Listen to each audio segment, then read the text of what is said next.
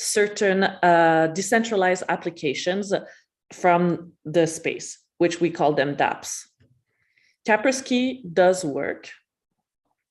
Kaspersky works very well. If you are on your computer, on a Mac, Clean My Mac also has a good antivirus that is considerably solid. Norton is good, but again, good antivirus may block you from accessing certain projects that are even more decentralized than centralized from the blockchain space. Then the other types of hot wallets are web wallets and mobile wallets.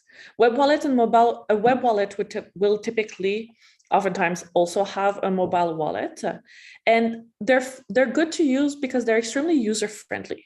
They're a great way to onboard all of you who are new to the crypto space. They're made in a way that is very fast. There's less steps. There's something that has been spoken over the years with crypto is how many steps does it take to onboard a user? And my crypto wallet a few years ago had shown that it took 67 steps, I believe, or 77 steps to onboard a user to having their cryptos into their wallet, from step one of downloading the application to doing the KYC when needed be, to being able to connect a bank account, and all of these little securing steps. As well, bear in mind, with every wallet, always activate the 2FA authentication. It is a generation of a code at all times that changes within seconds that you have to download through another application or get the security code in your emails in order to access the wallet. It's an extra security step. And with the amount of attraction that crypto gives, there's more and more hacks going on.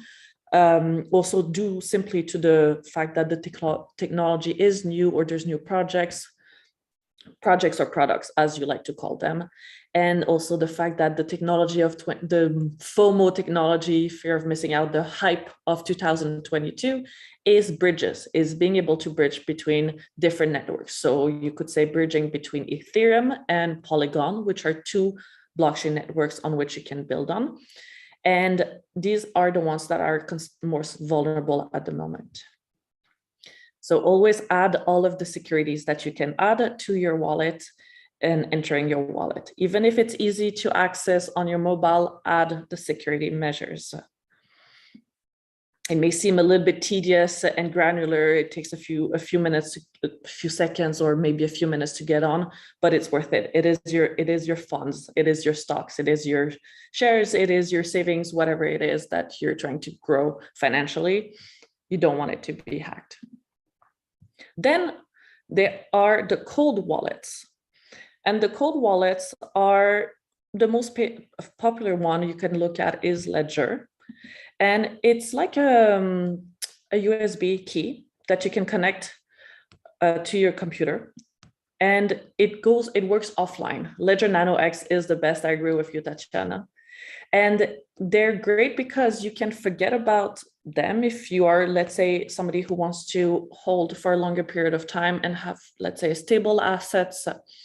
I am not going to dive into the whole different types of assets at the moment, and nor financial advices. This is, again, do your own research, look at the types of coins and assets that you are interested in. Cold wallets, I saw a question, how much does the cheapest cold wallet cost? I would say for a good one, the Ledger Nano X, it's around 150 USD, but it has a great user onboarding app introduction, and it is the most secure at the moment in terms of cold wallets. There's a few other that work similarly to Ledger. And why are they considered most secure is because they're not connected to your hard drive. They're not connected to the Wi-Fi at all times, because your computer, even if you close your computer and you think it's shut down, it may still be running certain activities in the background. And those type of activities is where a malware may be on. And that's where there can be a vulnerability on your computer, on your hard drive, or on your Wi-Fi network if you open the computer. So Ledger is really up to your control and simply goes online when you go online with it. So you plug your key in for, let's say, 5 minutes, 10 minutes, 30 minutes. But then if you don't utilize it, it is offline. So the risk is considerably minimized. There's another thing to look at as well is with a wallet, is it custodial or non-custodial wallet? Is anybody comfortable with these terms? Custodial or non-custodial? And I'm going to come back into the chat and address a few questions. So before, the primary difference between the options of custodial and non-custodial wallets is that they're attributed to hot wallets solely, because a cold wallet, again, it's a hardware, it's a device, it's a USB key, it's a hard drive, online, offline, simple as that. Again, I would always advise to you, if you are, let's say, having a capital, let's say, that you consider is a big capital and would be difficult, it would create a strong impact to you if you lost it, always go use a hardware wallet. If you're simply getting comfortable, having fun with, let's say, a few dollars, $5, $10, and you don't really care about losing that $5, $10 because you're really experimenting for your first time onboarding into the crypto space and into a wallet, then play around with them. Once you start having more of a, let's say, a sum that is considerable, move to a hard wallet. You will always need to have a hot wallet as well, a web or mobile wallet or a desktop wallet, but you will move your capital to the hard drive, to the hard wallet, Ledger, let's put it that way. So custodial and non-custodial, what's the main difference between them? These are specific, again, for hot wallets. The primary difference between the options of custodial or non-custodial wallets is that it comes down to the security over the convenience. Those are always the 2 points that we look at, is convenience and security. Security is always in consideration in everything crypto and blockchain, but there is some levels, there are balances between the different platforms you're going to utilize, and who is responsible for securing a wallet's private keys. And again, that's where certain wallets, you do not need to deal with your private keys. You do not need to save it because there's a third party doing all of this. And this comes only with hot wallets. And the private key, let's say with other wallets, you will have to generate the private key, or the wallet will generate it for you, which is typically 12 words randomly put together that you need to save somewhere. Save it as many times as you can in different locations, because if you cannot get back into your wallet, hot wallet and cold wallet, and lost your private key, which is also called your seed phrase, you will lose your assets. You cannot go back in. But with certain hot wallets, just like Coinbase, for example, which is very user-friendly, you do not have a private key. They hold it for you. You have a password and a 2FA Google Authenticator, for example, to log on. You can retrieve that. You can retrieve and get back into your account. However, there is the fact that you have a bit less control, not less control of your asset, but there's more KYC. There's the impact of regulations, depending where your wallet is held, in which country you are. And each country has very different regulations. For example, recently Binance, which is a centralized exchange at this point, was now banned in France, or highly controlled in France, and a lot of the features are not working at the moment. But for example, you're in Canada and you can utilize every options of that centralized exchange. So these are little things to take in consideration if you do not have the seed phrase or the private key of your wallet in that case. With a custodial wallet, a third party like a crypto exchange holds a user's private key, using them to sign in initiated transactions on the owner's behalf, the owner being you. Custodial wallets are good for users who do not want to fuss with security, which it's okay. Like, I love utilizing Coinbase simply to, get some information, quick payment and transfers between friends, anything that's, I would say, for me, I'm comfortable with doing under, just a few hundreds. If it goes over in bigger capitals, I utilize other tools. And for more advanced crypto users and who want to complete control over your private keys, then a non-custodial wallet is often preferred, which is typical. With a non-custodial wallet, the holder is solely responsible for keeping their private key, which is what I was telling you. It's a great way to have control and really, reduce all the KYC and the regulations that may come wherever you are living, but the responsibility is yours. If you lose your password and your seed phrase, you cannot get back into your wallet. I think you've all heard of these different use cases where a person had, I don't know, what was it, 30 Bitcoin, and a lot, when we were not in a bear market, we were in a bull market. So the market was high, it was green, and had 10 attempts, I think, was it, to enter back into their wallet, and they could not figure out what was the seed phrase, the private key, and they basically lost their assets. So is this clear for you in terms of hot wallets and cold wallets? It is, in fact, like someone said, it's convenience versus security. Near is an example of a non-custodial one. The Near wallet is a little bit of a both, because I would still put it as a non-custodial one, because when you create your Near wallet, you get the option of either securing your 12-word seed phrase or securing it through a registration link in your email. However, if you're somebody who really likes to have a clean inbox and delete all the emails you do not use, be careful with that, because if you do not retrieve that email they send you for the Near wallet with the retrieval link, you cannot access your wallet.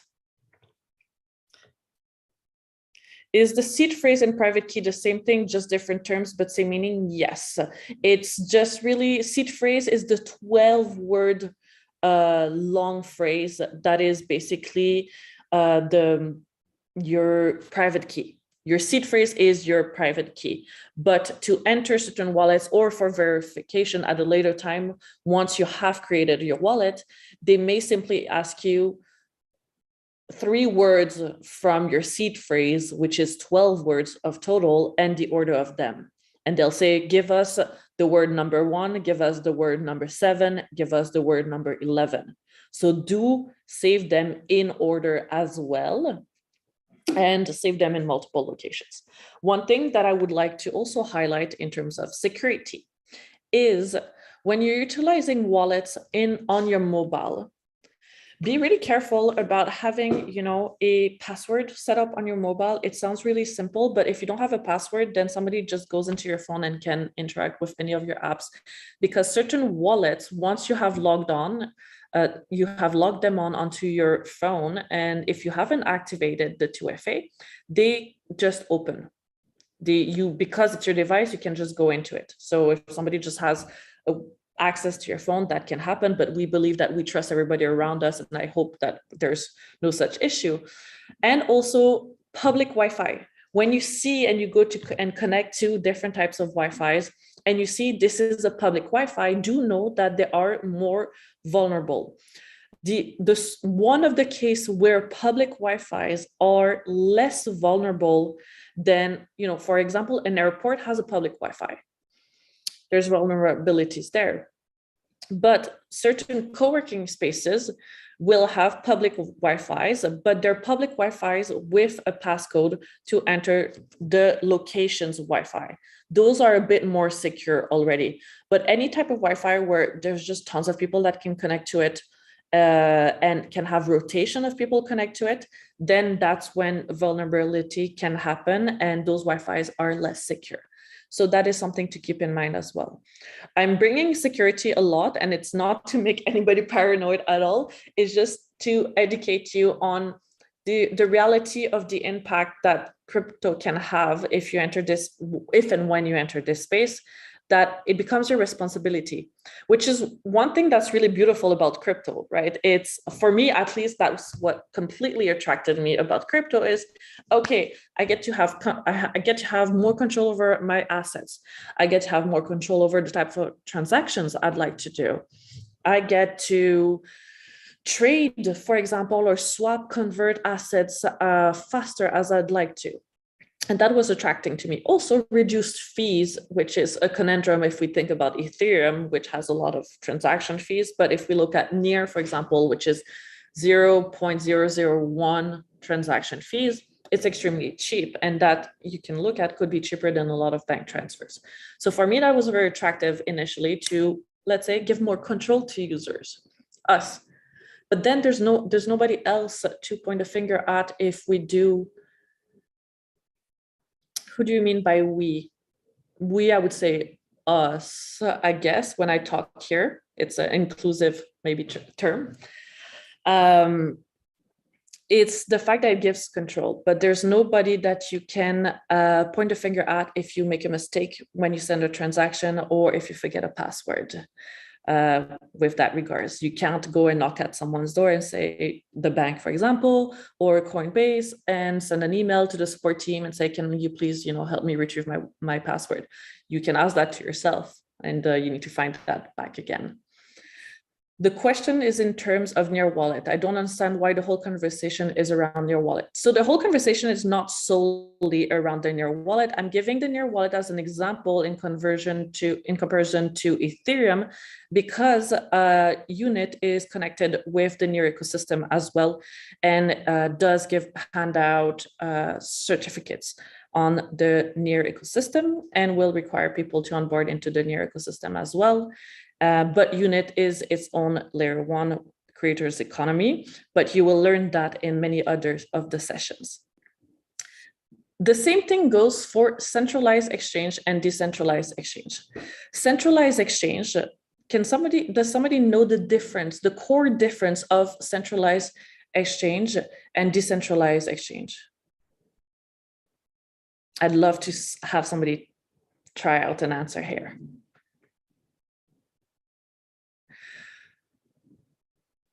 Yeah, that's the core difference. Centralized finance versus decentralized finance, banks versus no banks. But yeah, so a centralized exchange, you can buy fiat, which is USD, Euro, Australian dollar, British pounds, all of that, and connect your bank account, and then buy crypto with it. A decentralized exchange is peer-to-peer, so between us here, let's say in the room, sending cryptos, transacting cryptos, trading cryptos. We tend to call them automated market makers or order books. And they're far more, they have far more features as for trading if you are into trading. But you cannot buy crypto, you cannot buy with your bank account there, the cryptos. You have to send the cryptos there, and then you can hold certain cryptos, let's say BTC, Bitcoin, Ethereum, and then you can convert those assets to go and buy new tokens / assets that may be in their infancy and are not available on all centralized exchange. Another difference between centralized exchange and decentralized exchange is the tokens that are available on them for being bought or not bought. And on centralized exchange, the assets that are shown there have gone through thorough audits, thorough security checks, and sometimes simply matter of regulations and locations where the wallets are set up. Centralized exchange are set up. Decentralized exchange offer a much wider spectrum of tokens and assets, but there may be tokens with extreme risk and high volatility that are there. There may be what I'm sure all of you have heard once in a while, shit coins. We call those, but those are basically some that are oftentimes, you could look at it as meme coins, people trying out to make a token simply to see how it works, and then hopefully we'll get some traction to it. There's also scam coins that can be there as well, or let's say front stop shop, it's somebody that sells an asset. It looks Fire Festival. It looks like a great project, but there's no strong technology behind it, but they've still managed to make a token, and it's a scam artist. Think about the ICO drama that happened around 2017, 2018. That's where the risk comes in with decentralized exchange, is there's a lot more tokens that haven't gone through thorough audits or are simply new and young projects, newer startups who are starting to make it onto the market and will have their growth, which again is why it is highly important to do your own research again. So there is a really good question by Omega that I'd like to read here and answer to all of you. Is there any way a wallet that is compromised be able to deactivate signing signature? That's a very good question. Is the question clear to everybody? I can rephrase it if needed be.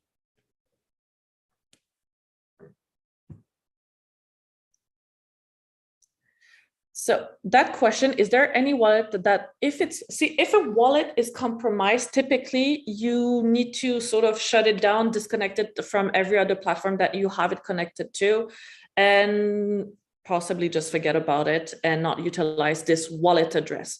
Because with your wallet, you have two key components. If you have the control of your wallet, is your private key, which we talked about, the seed phrase, and the public key. The public key is private data. It's found on the Block Explorer, and it's something that you can send to your friends if they want to send you a transfer. It's something that you can send, let's say, to your employer of how they will send you the funds to your wallet, is how they pay you, and that can be tracked on Block Explorers. But if my wallet is compromised, there are a few options in order to move the position. And when I say the position, is if you're connected into the decentralized finance space, and let's say you have loans or you're staking and you cannot remove your staked assets. Staking is locking assets for a certain period of time. Or if you're borrowing, because there are loans structures in decentralized finance.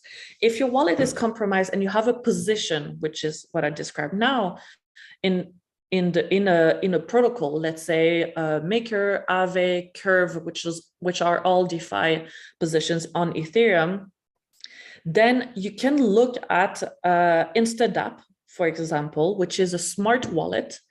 There's a few use cases of smart wallet. I didn't go into them today because they are far more technical, but the teams typically are quite present in helping users with it.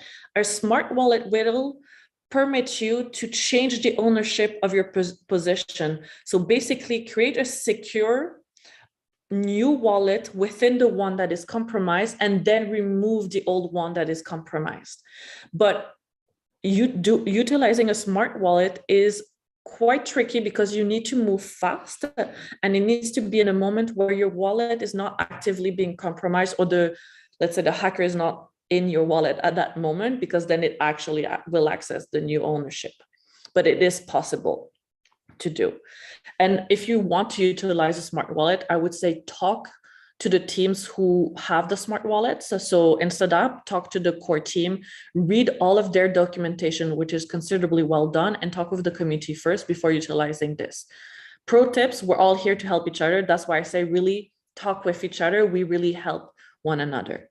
But I say talk to each other, beware of scams as well when you're on Discord and on Telegram. There's a lot of scammers flying around, and they will love to say that they have the solution for you. But a typical behavior is that they will isolate you in a private chat and send you links or files. And typically they will ask you for your seed phrase or your private key to help you. So they'll pretend to be a support desk, customer support people, or an experienced crypto person of 7 years, maybe me, I'm kidding. I'm not going to do this, but somebody that has experience in the space and will ask you for private information, seed phrase, private key. Never give that information, only use it for yourself. And if somebody sends you a link or a file in a private chat, and this person is not verified by you or your network, do not open it. Files are sent in private messages, and files are sent on Facebook as well, on Instagram, on emails as well. And they have malware. And those are typical way that people will get hacked. Because if you have a desktop wallet, if you have a browser wallet, they will, if you download that file, then your device is compromised. And that happens a lot. And these type of scams happen to the best of us. We all get, I would say that we've all gotten scammed at least once.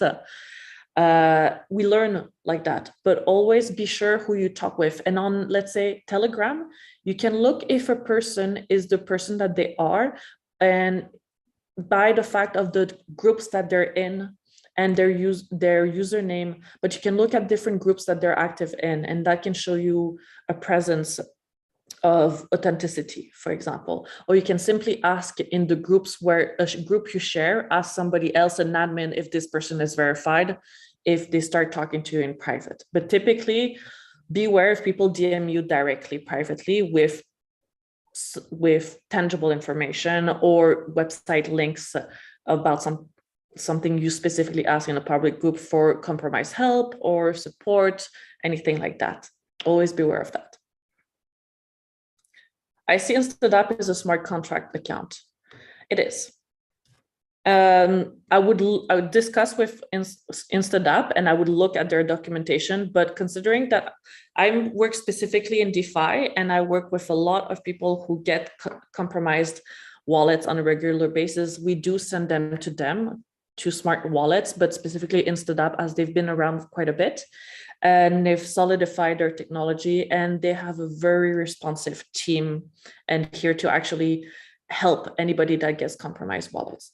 But bear in mind that a compromised wallet is not always, cannot always be saved. It's certain cases where it's possible, but it also is a way to be able to learn the experience of moving a position from one wallet to another, which can always be useful. Does anybody have any questions at the present moment? Yes, Luz?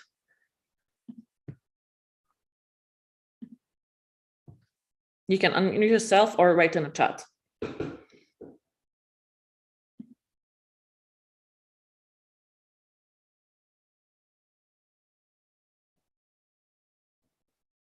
Yes, that's InstaDApp. That's correct.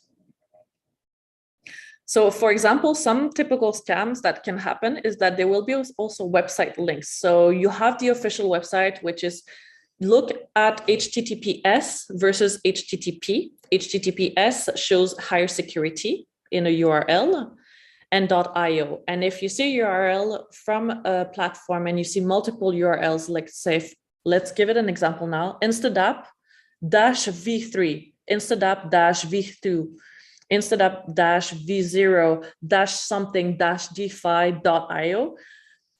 Typically, that may be a scam website, and that it looks like DUI, but it's not DUI. Always go and check with the team, go and check with the community, go to the website and see the social links, if it links back to the right social links. These are very much, it seems like a lot to start jumping websites and links and all, but that's one way at the moment to be sure that you're utilizing the right tools and the right websites, the right socials. Again, do your own research, be safe with the transactions and the actions you do. Another thing to keep in mind when you're transacting between a centralized exchange and a decentralized exchange, or between wallets, is always be sure to copy the right public key. Let's say I'm I want to send fund to my friend. I ask my friend to send me, copy, paste to me their public key for their Ethereum address, and I'm going to send them some Ethereum from my wallet. If they do not copy paste the right Ethereum address for their wallet, let's say for their Coinbase wallet, and I send it, I can't revert the transaction. The funds are sent, the funds are lost. Whether you send $1, whether you send 10,000, And in the wallets, there's one thing is that you can right away click to clipboard. And that's much faster because it copy pastes it automatically for you, and then you can paste it. Always verify that you're copy pasting the right wallet address. It sounds trivial. It sounds like a small thing, I'm telling you, and extremely obvious, but these things happen all the time. I see them daily. Or you forgot to add one letter at the end because you were copying, pasting it, but you didn't copy paste the whole thing with your mouse cursor. It's really stupid, but it happens all the time. But it's a stupid mistake. It's a human man-made mistake, but it can have such a great impact. There are no slides for this one. I will be sending a lot of resource link afterwards in the Telegram to all of you about all the topic for you to read about it, to keep on emphasizing this one point, do your own research. So I'm just going to read a question here. My advice would be that it's okay to make such mistakes once. It is, but when you're testing, so if you're going to open for the first time a wallet and you're going to utilize this platform for the first time, that's why maybe transfer $10, $5 and have fun with minor amounts, with different assets in it, the different options of that wallet. $5, you can spare it, for example, if then you are comfortable with the platform you're utilizing, and you know that then you're minimizing your chances of making a mistake within that platform.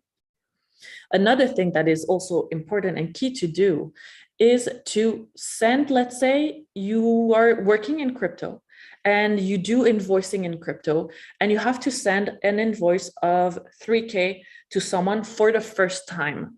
And they sent you their wallet address, their public key or wallet address. Again, two different terms, same thing. Do a test transaction. Send them $1, send them 50 cents of the asset, and you will have the blockchain confirmation of that transaction, and ask for them to show that they've received that transaction with a screenshot to you. Then make the full payment. We always do this. We all do this as well still to this day, even after 7 years in crypto. This is standard procedure between people for the first transaction when you're making a bulk payment, for example, bigger amount of payments. I'm going to read another question here. If you intend to make password much stronger, e.g. to a passphrase, how do you go about it? So you don't typically make a password for a lot of these. Let's say if you go with decentralized exchange, if you go with a hard wallet, because it's a seed phrase, you're not necessarily triggered to make a password.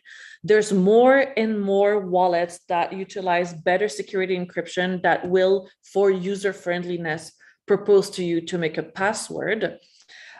Typically, the best way to make them really secure is alphanumerical random things that do not connect to you. Don't put your last name and your birth date in it, or your dog's name and where you live. Obvious things, but we all do them, and 1, 2, 3, 4 because we're lazy and we want to remember it well fast enough. Really do, alphanumerical signs, capital letters, small letters, and save it somewhere. And then you can go about adding 2FA security. So again, it's a code generation, it's Google Authenticator, or you can look at Authka if you're working, which is made for business, which has even greater code security verification. But this is more for bigger teams, businesses, and so forth. This is not necessarily single use users as us. I will give room for human error. This is why I'm telling everybody that it's actually quite important to test and utilize a platform and do errors. You will make an error at some point, but play with tiny amounts, play with 5 cents, play with 50 cents, play with $5. There's also another important scam that happens around, which is, the whole scam with airdrops. You got selected for an airdrop. That's fantastic. I would love to receive thousands of Bitcoins on a regular basis in my wallet simply because I exist on Discord. There's no such things as you being congratulated for your existence on Discord at this point and receiving 5 Bitcoins. Seems obvious for a lot of us. A lot of people fall into those Scams. And what do they ask you to? They ask you to onboard onto their centralized exchange or onboard onto their decentralized exchange or open an account on their trading platform. And once you open your account on their trading platform, you need to deposit $50, but typically it's more $300, $500. And then you'll unlock your bonus airdrop of 50,000 worth of Bitcoin. That's a scam. That happens all the time, and people keep pursuing that or making you seem that because you have been highly active in this one community on Telegram or this one community on Discord, we're going to give you $500 worth of X token. Typically, that is not true. The only airdrops that have happened is because you have utilized a platform in its infancy. So you have utilized, let's say, example, this is not what happened, but you utilize Coinbase when they just launched and they were active and you were one of their first users within the first month. Then they can look and track their database and they will give directly some kudos to their users because they were their first early supporters. That happens, but that is specific to platform usability, not specific to simply community standing and showing face online. You will not get airdrops. So beware of these types of scams that happen often. So I'm looking through some of the questions. So any questions regarding the Unit Masters course, you can ask them in the Telegram chat, or you can email the Unit team, and they are very responsive and very present and will always be sure to assist everybody here. I will send, again, I will send a document, a one-pager of today's demo session with key links and key topics in it for you to have it as a resource on your side for this topic, for the cold wallets, the hot wallets, centralized exchange and decentralized exchange, and smart wallet. I'll add it in there as well. And the beware of scams. And utilize this resource. You can always go back to it. I think it's always good. And you can build on top of it and create your own resource-based document that can help you. Agreed. Suman made a very good point in the chat here. Do not touch assets in your wallet you did not sign up for. Leave them there. Sometimes new wallets are doing testing with new assets as well and seeing how they present themselves in the wallet interface. So how it looks like for you. And as well as that sometimes some platforms, because they're connected to the ecosystem, will drop a few assets, but they have no value. They're minimal value, but seem like a lot, which is why certain tokens have a very, very low value, 0.00001, but they will send you 1 million. And it creates the mental effect of the dopamine effect that I like to say of, oh, I might have made a lot of money here. You get excited. It's the excitement and the greed of trading and of finances. Beware of the emotions in a financial market. Be pragmatic and logical. Exactly, they made me feel special. For what would be a reliable source for a tutorial to open a wallet? There are many, and I will send you a few tutorials in that document of the different wallets that are secure, the web wallets that are secure, and typically all platforms have tutorials. And they also have tutorials for, let's say, their new features.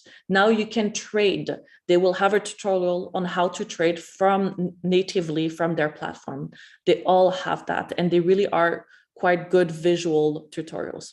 I didn't show any today because I do not want to focus on one specifically and think that I'm giving some preference to one wallet or one chain, and Near wallet, like we said earlier. It's Ethereum, it's Near, it's Polygon. All the different networks or unit are really to your own personal liking, to why you support an ecosystem or multiple ecosystem. And also each one of them have different key features to themselves, which is why you read about it, you get comfortable with it, and you adopt one more than another or interact between two ecosystems mostly. And Don't really look too much at the others. I'm going to read another question here. How can you tell, if no disclosure from the organization exchange, that the exchange is decentralized and not centralized? Typically, you can tell with the fact that there's a KYC or no KYC. Know your customer or do not know your customer. Do you have to share your ID? Do you have to log in to create your account? Do you have to show your passport? Do you have to show your ID? Do you have to prove that yourself with that ID and be able to open that account? If that's the case, that is typically a centralized exchange when there's more steps to recognition of who you are for that platform. Another one is by the fact of, is it connected to, can you buy cryptos with your bank account, Visa in it or not? Or is it only crypto to crypto? That will be the key differentiator. Any wallet you can foresee as being future-proof? No, I don't know. I can't tell you. I can't tell you what the future holds because crypto is still very fast moving and there's a lot of ups and downs and there's a lot of movements, the various ecosystems and networks. When I say ecosystems, I mean the different networks. An ecosystem for me can be Solana, it can be Polygon, it can be Polkadot, it can be Unit, Near, Ethereum, but all of them are networks as well. Ecosystem is more community-based, which could be all of us here, and network is more the technology-based interactions of transactions.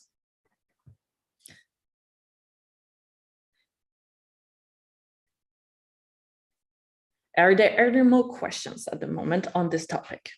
Has anybody been scammed at some point? I'm actually curious. I've been scammed once or twice in the past or came close to it. There are new scams on a regular basis. Scam on NFTs, yes, that's a big one. Verification of authenticity of NFTs is a big one. I think that's a whole session in itself, to be honest.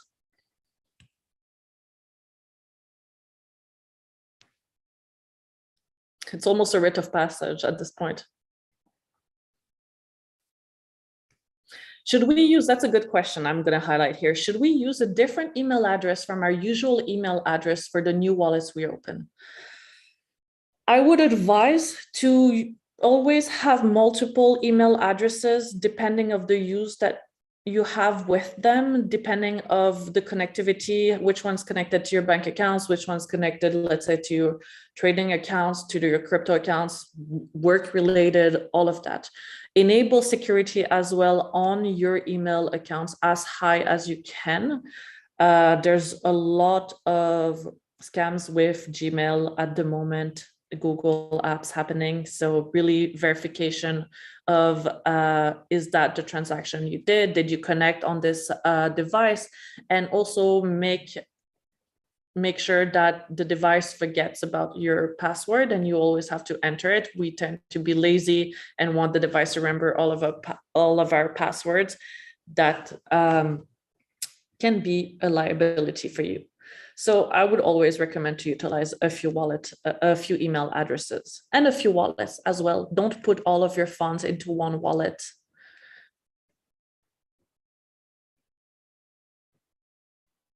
Yeah, it's a rite of passage to, in a way, have been scammed once or twice.